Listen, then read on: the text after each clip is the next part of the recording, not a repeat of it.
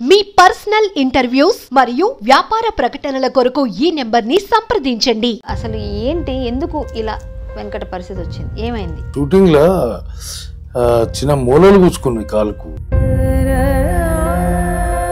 అసలు బయటికి ఎవరు చెప్పలేను. మన పరిస్థితి బాగాలేదు. మనం ఇంకోలకు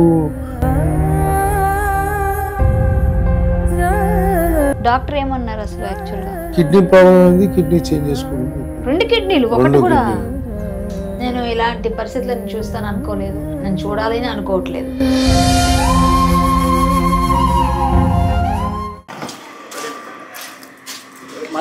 అందరికీ నమస్తే, నేను మీ కరాటే కళ్యాణి. నాతో పాటుగా ఎన్నో సినిమాల్లో చాలా మంచి క్యారెక్టర్స్ చేసి విలన్గా చాలా మంచి పేరు తెచ్చుకున్న ఒక స్నేహితుడు. అతని పేరు మీ అందరికీ తెలిసిన వ్యక్తి ఫిష్ వెంకట్. ఫిష్ వెంకట్ ఎన్నో సినిమాల్లో విలన్గా, కమేడియన్గా మెప్పించాడు. మనకి ప్రతి సినిమాలో కూడా గుర్తొస్తుంది. ఆదిలో కానీ, బన్నీలో కానీ, అలాగే సాంబా, మేమిద్దరం కలిసి చేసిన దిల్ కానీ, చాలా సినిమాల్లో మేమిద్దరం కలిసి కో ఆర్టిస్ట్గా నాతో కొలిగ్గా పనిచేశాడు. ఈరోజు నా స్నేహితుడికి ఫిష్ వెంకట్కి కాస్త అన్ని విధాలుగా, అంటే నాకు సినిమాలు లేవు, 2 సంవత్సరాల నుంచి ఇబ్బంది పడుతున్నాను, కుంగిపోయి చాలా బాధపడుతున్నట్టుగా నాకు సమాచారం తెలిసింది. కొన్ని విషయాలు ఆయనతో షేర్ చేసుకొని ఎలా అయినా సరే మళ్ళా తనకి నూతన ఉత్సాహం ఇచ్చి తన్ని ఎలాగైనా సరే మళ్ళీ మనం ఒక మంచి క్యారెక్టర్స్లో చూడాలని నేను కూడా కోరుకుంటూ, అతనికి ఏదైనా నా వంతు చిన్నదన్నా సరే సహాయం చేయగలిగితే, మన స్నేహితుడిని మనం అన్ని విధాలుగా ఆదుకోగలిగితే బాగుంటుందని, చిన్న సహాయం చేద్దామా లేదా అన్నది మనం ఆలోచించేటప్పుడు ఎవరికైనా సరే ₹1 ఇచ్చినా సరే అతనికి ఆపదలో ఉన్నప్పుడు పనికొస్తుంది. కాబట్టి మనం ఆ పని మీరు కూడా చేయండి నాతో పాటుగా. ఆయన కొంచెం నూతన ఉత్సాహం ఇవ్వడానికైతే ఈరోజు నా స్నేహితుడిని పలకరించడానికి వచ్చాను. నాతో పాటు మీరు కూడా ఫిష్ వెంకట్ గారి ఇంటికి రండి, ఆయన పలకరిద్దాం. వెంకట్, ఎలా ఉన్నావు? నమస్కారం. జై శ్రీరామ్. జై శ్రీరామ్. ఏంటి అసలు వెంకట్ గుర్తుపట్టలేదు అసలు, తెలుసా నిన్ను? అసలు అప్పుడు ఎట్లా పులిలాగా ఎట్లా నడుస్తుంటే ఆ పొట్ట వేసుకొని ఇట్లా ఎవరినన్నా కొడతావా కొట్టమంటావా అన్నట్టు ఉండేది. మాట అట్లా ఉంటది ఆ యాక్షన్. కానీ కామెడీ అయితే మాత్రం సూపర్ చేస్తాడమ్మా. కామెడీ మేమిద్దరం దిల్ సినిమాలో చేసాము, ఆది సినిమాలో చేసాము, సాంబా, చాలా సినిమాలు చేస్తున్నాము.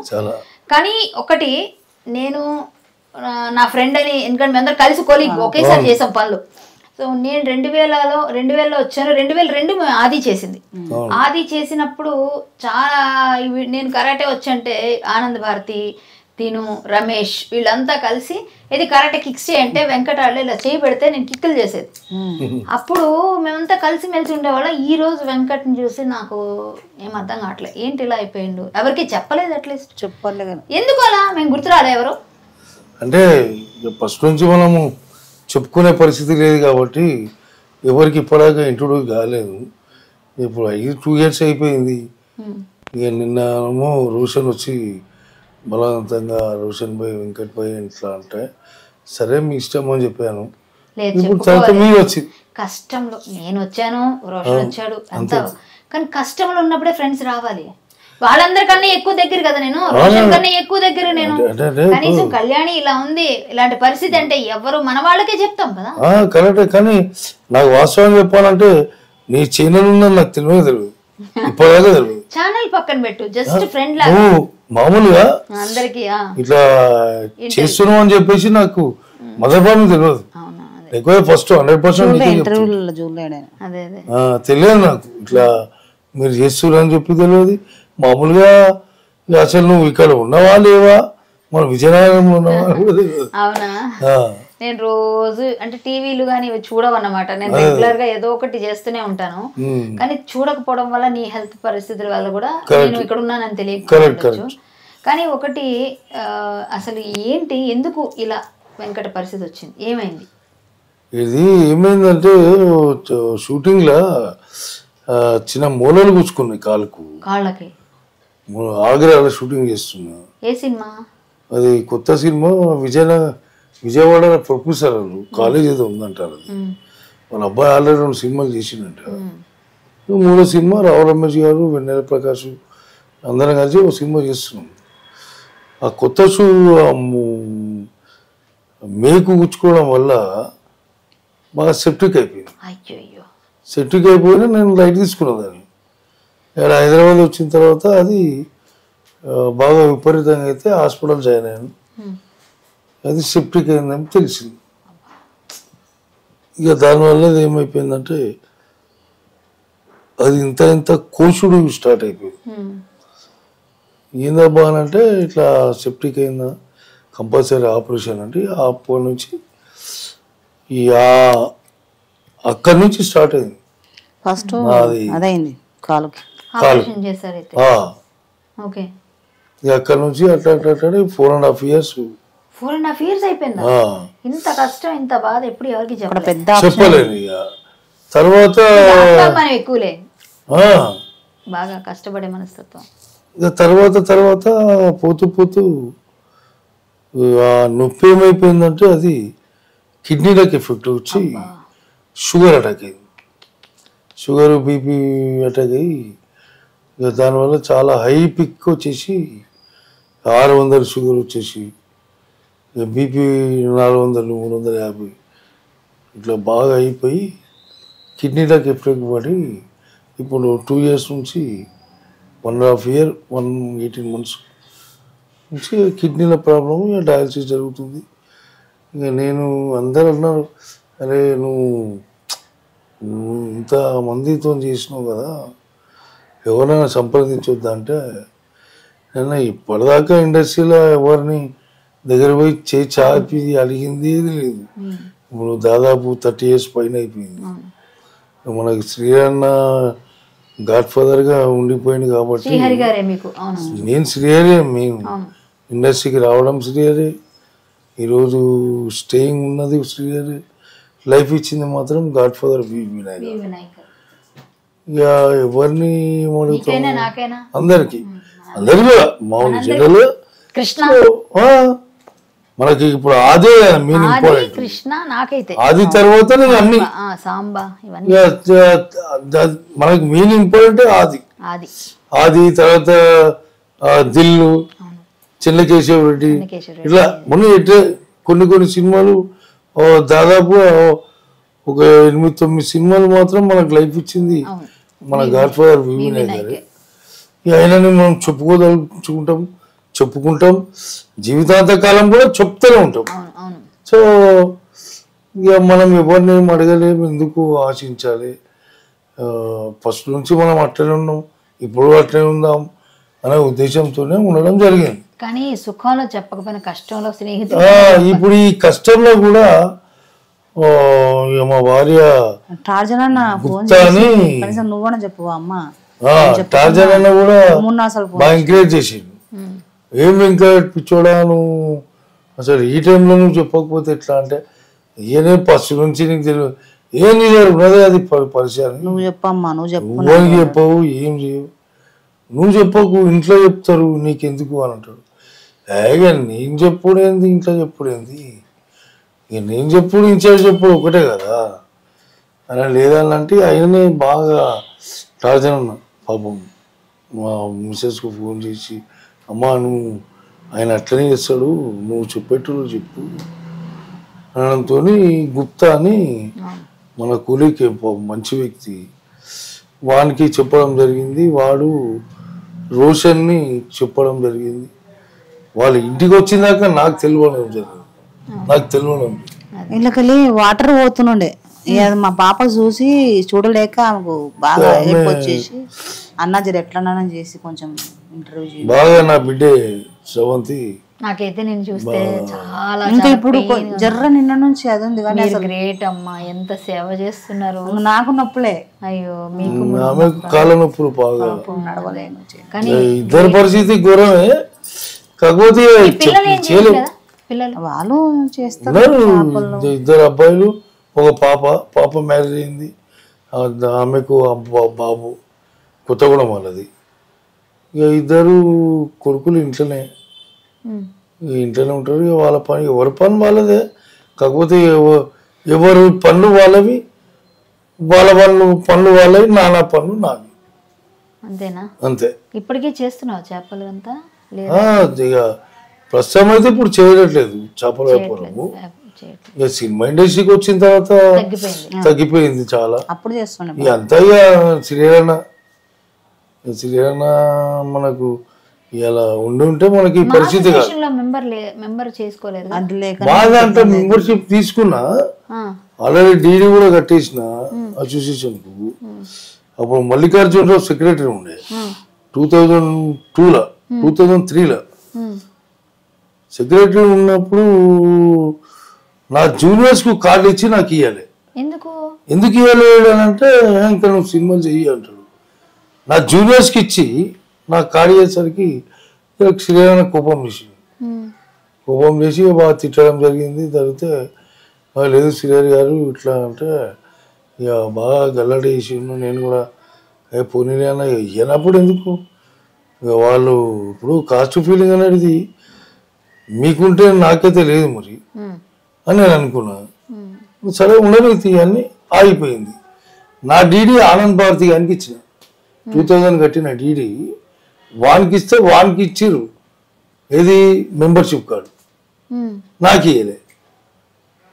సరే ఇట్లాంటి మా అసోసియేషన్ ఉండుంటే మెడికల్ చాలా హెల్ప్. చాలా ఎంత హెల్ప్ అంటే చాలా నేను 6 lakhs మీకు సేవ్స్ లో చాలా. అప్పటికి ఆలయాన్ని అన్న ఇట్లా సంగతి మేము కూడా ఒకసారి చెప్పి చూస్తాము. ఇప్పుడు మరి నేను ఆల్రెడీ పెట్టినా, నాకు రిజెక్ట్ చేసిర్రు. నాకు ఎందుకు చేసిర్రు నాకు అర్థం కాలేదు. మరి నా తర్వాత అసలు వాళ్ళు ఎవరో గుర్తుపట్టారు. ఇప్పుడు ఆనంద్ భారతి ఏంది, ఫన్నీ ఏంది, దిల్ రమేష్ ఏంది, అప్పటికి ఎవరు తెలియదు. నేనే సీనియర్ని, అది బ్యాచిలర్ నేను సీనియర్. ఎవరు తెలియదు అన్న. నాకు ఎందుకు ఇట్లా చేసిరంటే నీకు ఎందుకు అని శ్రీహరి అన్న.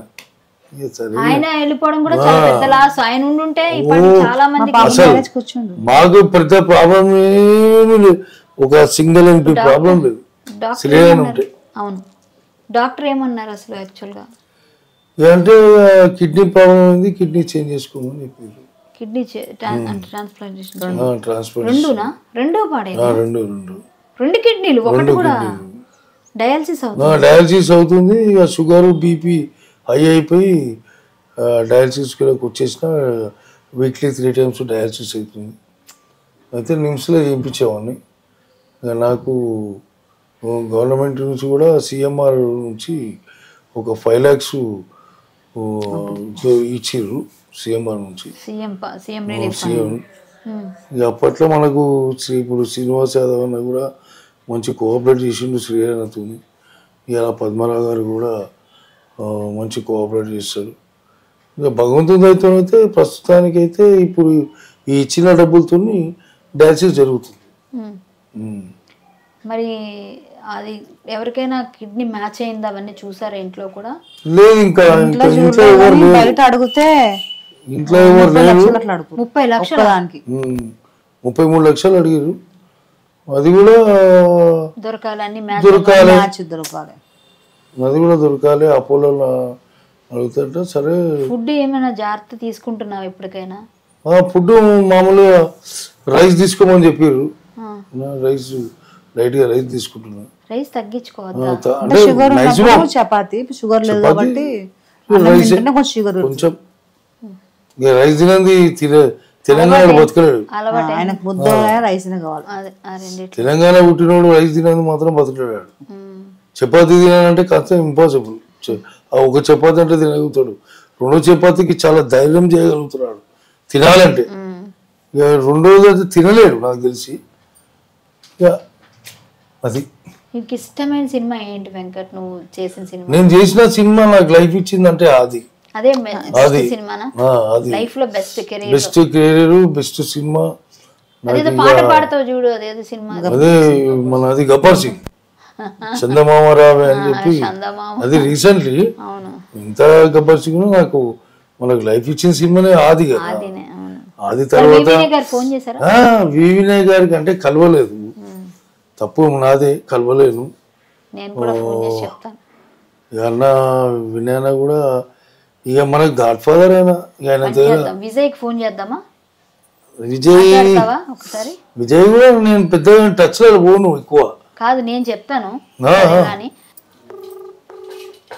విజయ్ గారు నమస్కారం అండి, నేను కరాటే కళ్యాణి.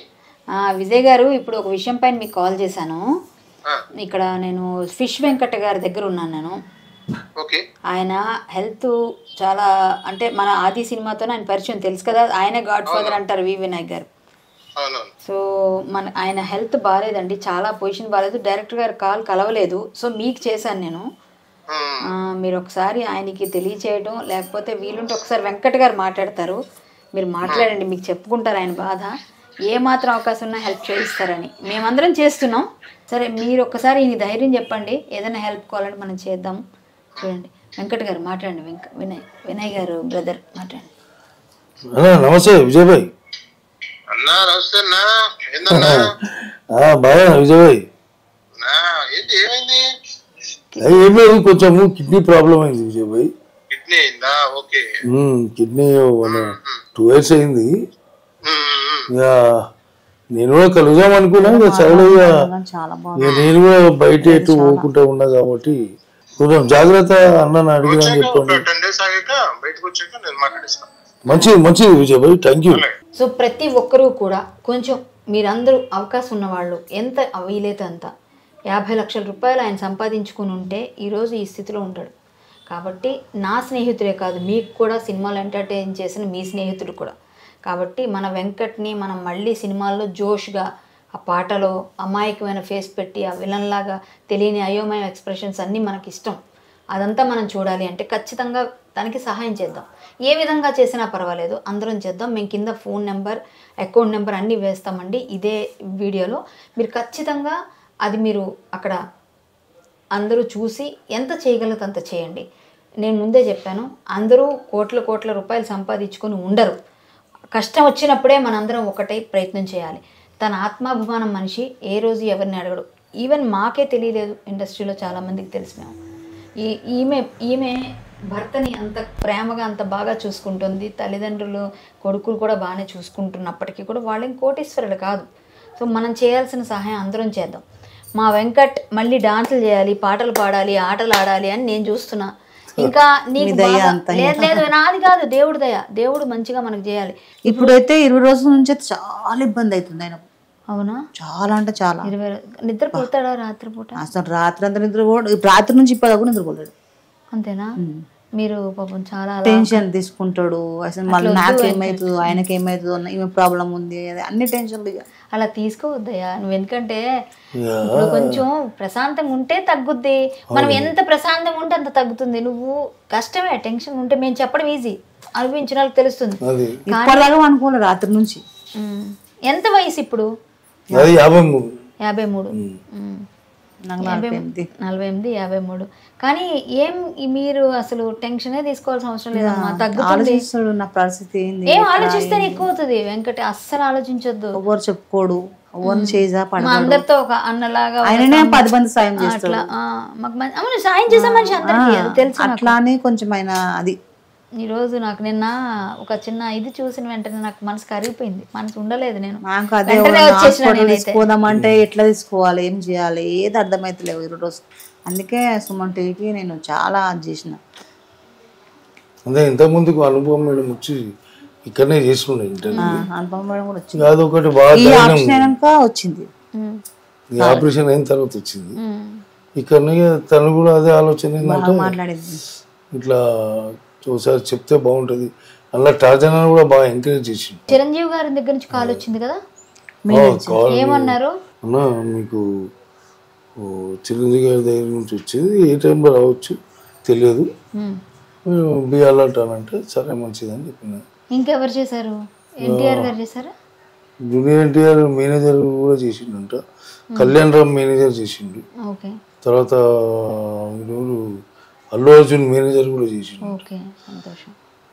అంటే మనం అంటే అందరికి కొంచెం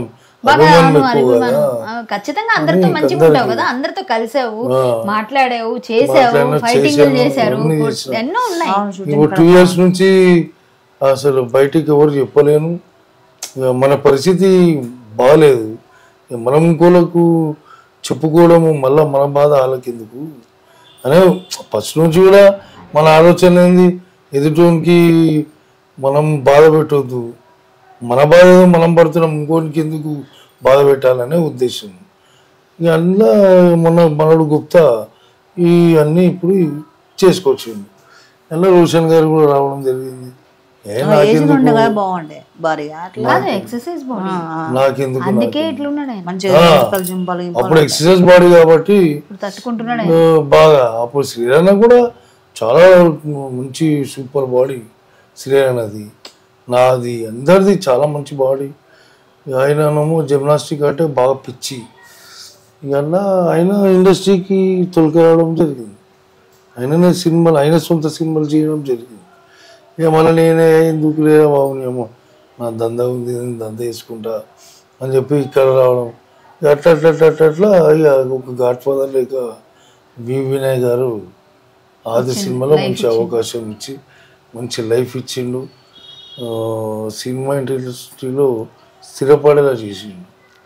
ఇలా ఇంతమంది ఫోన్ చేశారు ఫిష్ వెంకట్ కంటే వినాయక్ గారు పెట్టిన భిక్ష అదైతే ఒప్పుకోవాలి మనం 100%. లేకపోతే చిరంజీవి గారు, అల్లు అర్జున్ గారు, ఎంతమంది ముందుకు వచ్చినా వినాయక్ గారి తర్వాతనే అని నా ఉద్దేశం.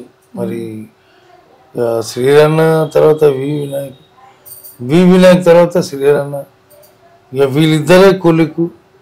ఈరోజు హరిశంకర్ అన్న కూడా ఒక మంచి అభిమాని. హరిశంకర్ అన్న అంటే నేనంటే మంచి అభిమాని హరిశంకర్ అన్న. చాలా సినిమాలు ఈరోజు కూడా నన్ను చూస్తే వెంకట్ భాయ్ అని ఆయన ఆప్యాయతనే వీరు హరిశంకర్ గారు. అట్లా కొంతమంది డైరెక్టర్స్ చాలా మంది ఉన్నారు. కాకపోతే మనం చెప్పొద్దట్టు అనేటువంటి పేర్లు ఏమో రాలేవు. ఇప్పుడు ధైర్యం ఉందా ఇండస్ట్రీ అంతా నన్ను ఆదుకొని ఈ రోజు నన్ను నిలబెడుతుందని నమ్మకం ఉందనేసే కదా సినిమా ఇండస్ట్రీలో మనము ఇదే ఇచ్చినాము. ఇప్పుడు తెలుగు కళాతల్లిని నమ్ముకున్నాం కాబట్టి ఇవాళ భోజనం చేసి పడుకొని హ్యాపీగా ఉన్నాం. రేపు పొద్దున ఇట్లనే ఉంటాం, నా నమ్మకం ఉంది. ఎందుకంటే తెలుగు కళాతల్లిని నమ్ముకున్నాం కాబట్టి. ఎప్పుడైనా ఏడ్చావు వెంకట? బాధపడిన సందర్భాలు ఉన్నాయా? ఉన్నాయి చాలా ఉన్నాయి. కానీ అంత లేకుండా ఉన్నాయి, అంతకు ఎక్కువ కూడా ఉన్నాయి. అంటే మానసికంగా స్థితి చూసి బాధపడినవే కానీ బయట ఎవరు ఇబ్బంది పెట్టింది కాదు. లేదు, ఏం లేదు. ఉన్నారు, నాకు ఉన్నారు అనేసి ఒక ధీమా. ఇప్పటికే ఉన్నారు, అంతే ఉన్నారు, అందరూ ఉన్నారు, ఉన్నాం. అదే ఒక్కటి చిన్న పిచ్చి పని ఏంటంటే అసోసియేషన్ కార్డు తీసుకోపోవడమే తప్పు చేసి, అది ఒక్కటే తప్పు. ఎక్కడ హాస్పిటల్ పోయినా అదే అడుగుతారు. నిమ్స్ హెచ్ఓడి గంగాధర్ గారు కూడా నిమ్స్ లో కూడా నెల 15 రోజులు ఉన్నాం. ఆయన అన్నారు, మీకు ఇన్సూరెన్స్ ఎందుకు చేయాలి అంటే, ఇక ఫస్ట్ నుంచి నాకు ఇదే, నేను ఒకళ్ళకు ఇప్పటివరకు అయితే చేసింది హెల్ప్ తప్ప నేను ఎక్కడ కూడా హెల్ప్ అడగలేను. ఇక అట్లా వెళ్ళిపోతా ఉంది. ఉండాలి నీకు అని అయినా ఇచ్చిన సజెషనే సీఎంఆర్ లోన్ పెట్టండి వెంకట్, 5 లక్షలు పెడితే 2 లక్షలు వస్తుంది అంటే 5 లక్షలు పెడితే 5 లక్షలు తీసుకొస్తా, నాకు ఆ కెపాసిటీ ఉంది.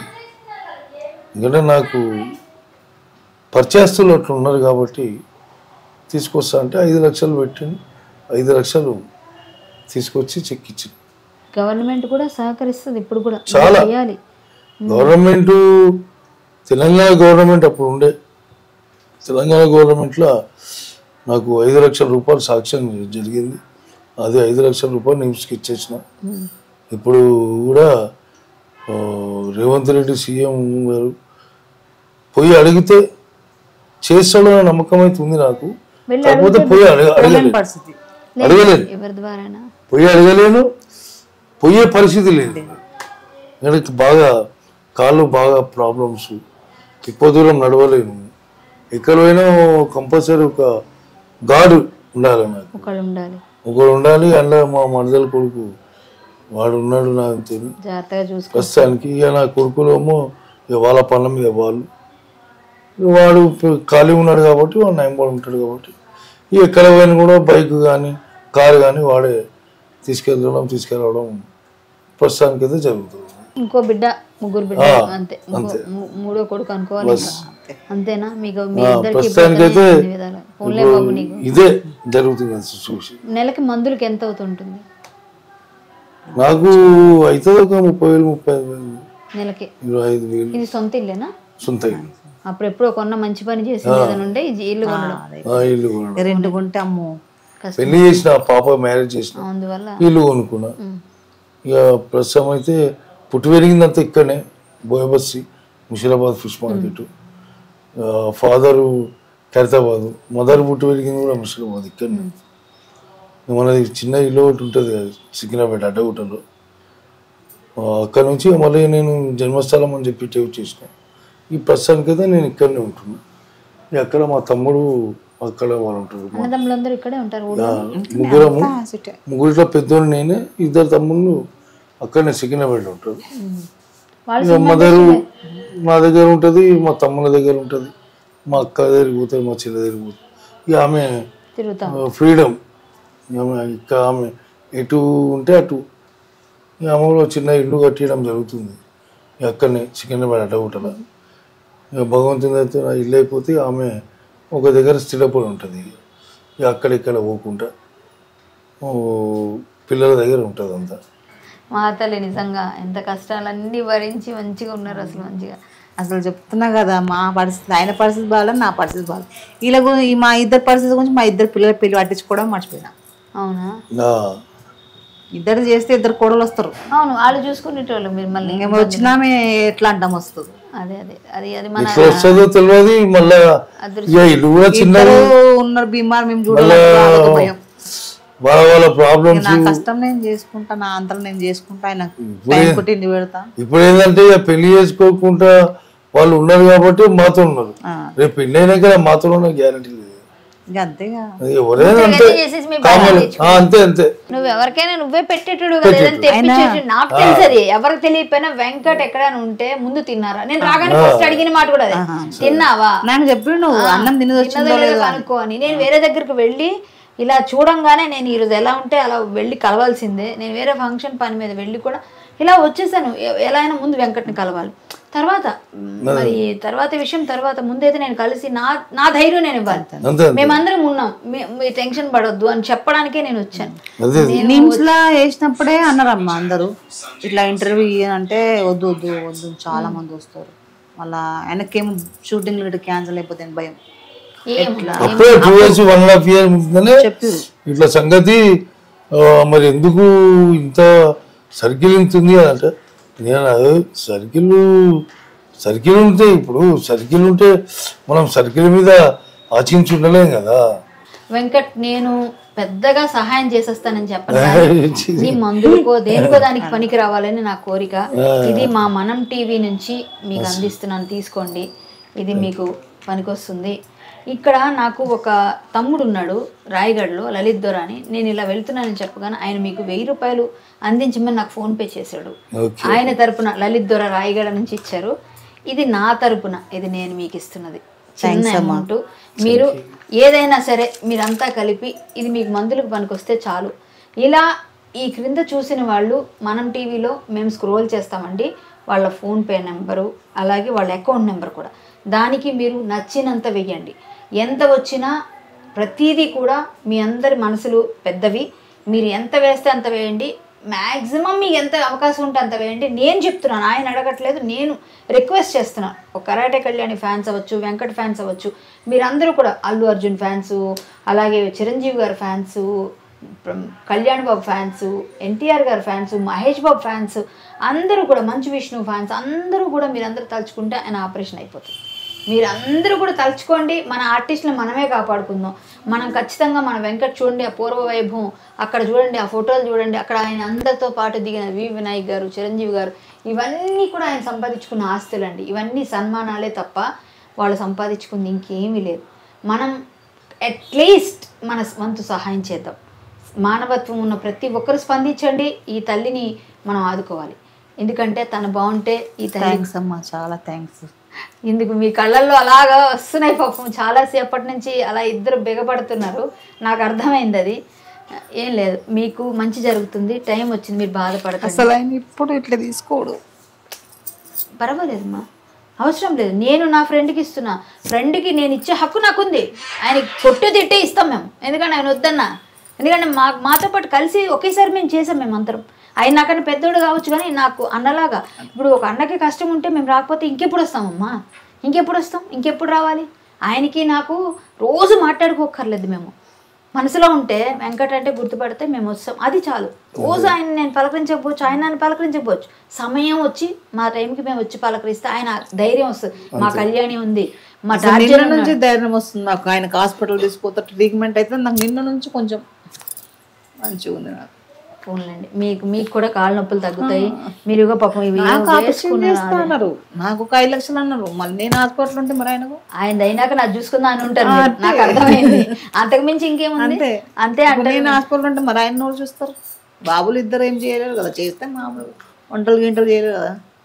వెంకట్ ఆత్మాభిమానంతో ఎవరికి చెప్పకుండా ఇంకొంచెం ఎక్కువ చేసుకున్నామని మాత్రం కోపం ఉంది, చాలా కోపం ఉంది నాకైతే. ఎందుకంటే మేమందరం ఉన్నాం, ఎవరైనా నీకు హెల్ప్ చేయడానికి ఇండస్ట్రీలో పెద్ద పెద్ద వాళ్ళు ఉన్నారు నీకు వెనక. ఒక్క మాట చెప్తే ఇప్పుడు 50 లక్షలు అయ్యేది, అప్పుడు 20 లక్షల్లో 10 లక్షలు అయిపోయేది. అవునా కదా? అందరు చెప్పారు నేను వద్దన్నాడు. ఎంత మనకి చాలా సీరియస్ ఉండే అసలు 3 రోజుల దాకా అసలు ఆయనకే అది కూడా తెలియదమ్మా మాకు.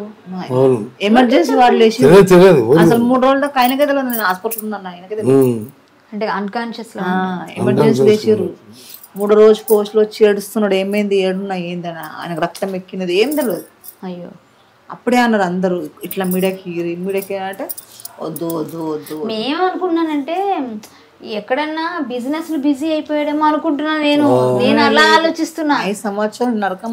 అప్పుడు బిజినెస్ కదా, నేను ఫిష్ మంచి ఫిష్ తెంపించి ఇస్తా అని చెప్తుండే నాకు. నప్పికి ఇక ఆయన ఎక్కడ అసలు ఇప్పుడైతే అసలు ప్రస్తుతం బయటకు వెళ్ళడానికి కూడా ఛాన్స్ లేదు. 2 అడుగులు కూడా వేస్తున్నాడు ఆయన. లేకుంటే ఎవ్వరు చెప్పారంటే వెళ్ళిపోతాడు. పోయినాక ఫోన్ చేస్తాడు నాకు, ఏడున్నావు అంటే ఒక ఊర్లో ఉన్నా అని చెప్తాడు.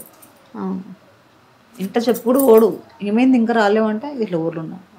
ఏం పెట్టుకోవద్దు, మేమంతా ఉన్నాము, మేమంతా నిలబడతాము, ఎవరెవరి దగ్గరికి వెళ్ళాలో వెళ్ళి చెప్తాము. కావాలంటే ఎనీ టైం ఫోన్ చేయండి, మీరు కానీ మేము ఎప్పుడూ ఉంటాము.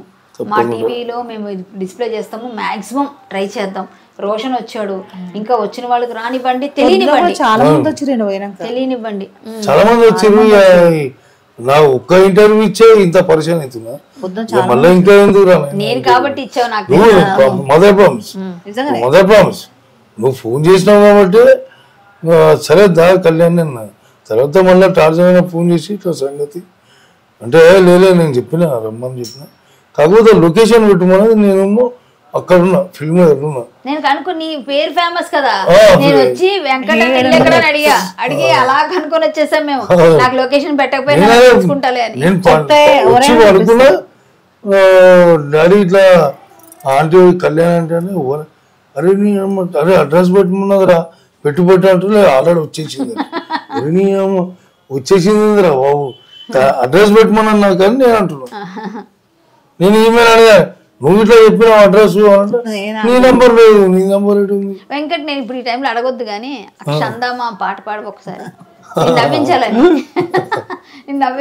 నేను అది ఒకసారి పాడు. ఎట్లా పాడుతావు అని చూద్దాం, నవ్వి. అదే చాలా అదే ఇష్టం. అది మన రీసెంట్ గా గబ్బర్ సింగ్ మన బర్త్డే రోజు కూడా పాడతాడు కదా. చందమామ రావి షాబిల్లి రావి షుండెక్కి రావి షోగి పూలు తేవి చందమామ రావి షాబిల్లి రావి అంటే చందమామని చందమామని చేసినావు కదరా అంటాడు పవన్ సార్. నన్ను ఏడిపించావు నువ్వు, నాకు తెలుసు వెంకటేంటో నాకు తెలుసు. యాక్టింగ్ అంటే ఎలా ఉండే వెంకట్, మనం నాకు ఆర్టిస్ట్ గా తనకి ఎంత జీల్ ఉందో నాకు తెలుసు. ఈ రోజు ఆయన చదువుకోకుండా ఒక్కసారి చెప్పిండంటే డబ్బింగ్ చెప్పేస్తూ ఉంటాడు. నాకు తెలుసు, నాకు అన్నీ తెలుసు. మేము కలిసి పని చేసాం. నేను ఇలాంటి పరిస్థితులను చూస్తాను అనుకోలేదు, నేను చూడాలని అనుకోవట్లేదు. కాబట్టి తప్పు చేసినావు, లేట్ చేసావు చెప్పక. అదైతే నాకు చాలా కోపం ఉంది. కానీ ఇప్పుడు మనందరం కలిసి దాన్ని ఎలా అధిగమించాలో చూడాలి. అసలు ఫ్యూచర్ బాగుంటది, ఏం పర్వాలేదు, అందరూ ఆదుకుంటారు. అందరూ ప్లీజ్ మనందరి స్నేహితుడు, మనందరిని నవ్వించి ఇప్పుడు ఆ పాట మీ ఎందుకు పాడించానంటే మీకు తెలియని వాళ్ళు ఇంకెవరో అనుకునే వాళ్ళు కూడా ఉంటారు. ఆ పాట అతనే చేశాడు గబ్బర్ సింగ్లోని. చాలా చాలా అది ఫేమస్. మీరు చాలా ఉన్నాయి కొన్ని అది రఘుబాబుతో ఒక సీన్ ఫేమస్ ఉంటుంది చాలా. డీజెటీలు చాలా చాలా ఉన్నాయి అతనివి. మీరు ఇలాంటి ఆర్టిస్టులని మనం ఆదుకోకపోతే వాళ్ళు బాధపడితే మనకే పెయిన్. నాకు బాగా అతను తెలుసు కాబట్టి నాకున్న అనుబంధం చూసి కలిసి చేసాము. నాకు కూడా పెయిన్ వచ్చింది, ఎందుకంటే ఒక మనిషి బాధపడుతుంటే చూసి తట్టుకునే శక్తి నాకు ఉండదు. సో మా వెంకట్ అన్న తొందరగా కోలుకోవాలి, ఖచ్చితంగా ఆ కిడ్నీ ఎప్పుడైతే ట్రాన్స్ప్లాంట్ చేసుకోవాలి. తనకి మంచి ఒక్కటి చేసినా పర్వాలేదంట, ఒక్కటి చేసుకున్నా తనకి హ్యాపీ ఉంటుంది. ఫ్యూచర్లో తనకి హ్యాపీగా దానితో తను మళ్ళీ సినిమాలో యాక్ట్ చేయాలి, మన అందరిని నవ్వించాలి. ఆ శక్తి భగవంతుడు ఇవ్వాలని కోరుకుంటున్నాను. అమ్మ ఈవిడికి కూడా నిజంగా మా వదినమ్మ ఈవిడికి కాళ్ళకి ఆపరేషన్ కూడా జరిగిపోయి చక్కగా తిరుగుతూ 2 కోడళ్ళు వచ్చేసి మీ ఇల్లంతా కళకళలాడుతూ మీరు ఆనందంగా ఉంటే చూడాలని ఆ రోజు మీ ఇంటికి భోజనంకి వస్తాను. అంటే ఈరోజు ఖచ్చితంగా భోజనం చేసావా అని అడిగింది కదా, ఇప్పుడు చేసిన చెప్పిన అప్పుడైతే చేస్తా. ఇప్పుడు ఏంటంటే సమయం కాలేదు, ఇంకా మన భోజనం సమయం రాలేదు. ఖచ్చితంగా ఫోన్ చేసి మరి వస్తాం మళ్ళీ నేను భోజనానికి, ఖచ్చితంగా వస్తా. మీరందరూ కూడా మా వాళ్ళందరూ కూడా చాలా మంచి వాళ్ళు, మీకు సపోర్ట్ చేస్తారు. మన ఇండస్ట్రీ వాళ్ళందరికీ నేను తెలియజేస్తాను, మాక్సిమం నేను చేస్తా. తను చేసిన ఆర్టిస్టులకు కానీ డైరెక్టర్స్కి కానీ నా ప్రయత్నం నేను చేస్తాను. ప్రతి ఒక్కరూ మన ఆర్టిస్టులను మళ్ళీ ఒక్కసారి చెప్తున్నా కాపాడుకోవాల్సిన బాధ్యత మనదే. మనల్ని ఎంటర్టైన్ చేశారు కదా సినిమాల్లో, మీరు కూడా ఇప్పుడు వాళ్ళని అన్ని విధాలుగా సహాయం చేసి వాళ్ళ ఆనందం పెంచాలి. ధన్యవాదాలు. తప్పకుండా వెంకట్ మీరు బాగుండాలని కోరుకున్నానన్న. అమ్మ మీరు కూడా టేక్ కేర్. మీ ముగ్గుల గురించి టెన్షన్ పడకండి, మీకు తగ్గిపోతుంది తొందరలో. మీ పిల్లలకి పెళ్ళిళ్ళకి మళ్ళీ మేమందరం ఖచ్చితంగా పెళ్లికి పిలవాలి, మేము వస్తాం కూడా. పిలవకపోయినా వచ్చేస్తాం, మీరు మర్చిపోయినా. ఇది మన ఫిష్ వెంకట్ గారి గురించి ఈరోజు మీరు అందరూ చూశారు. తప్పకుండా మళ్ళీ తొందరలో ఆయన బాగున్నారని మళ్ళీ ఒక మంచి ఇంటర్వ్యూ చేద్దాం. బాగున్నారు, మంచిగా అయింది అని చెప్పి. ధన్యవాదాలు. నమస్తే. Thank you very much.